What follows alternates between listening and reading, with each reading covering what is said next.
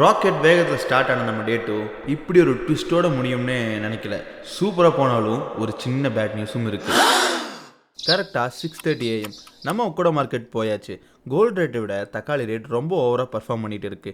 Competitive ப்ரைஸிங்கில் பேரம் பேசி குவாலிட்டியாக வெஜிடபிள்ஸ் வாங்கிட்டு வந்துட்டோம். பிரியாணினா அது ஒரு எமோஷன். ப்ராப்பராக 30 மினிட்ஸ் தம் போட்டு குவாலிட்டியில் எந்த ஒரு காம்ப்ரமைஸும் இல்லாமல் 11:30க்கு ஷாப் ஓப்பன் பண்ணியாச்சு.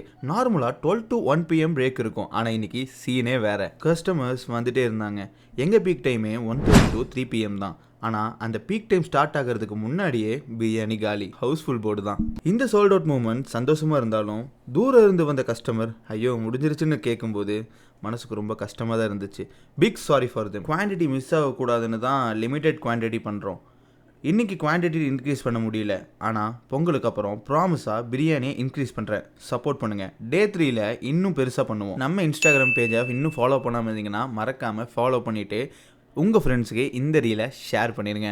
பாய்.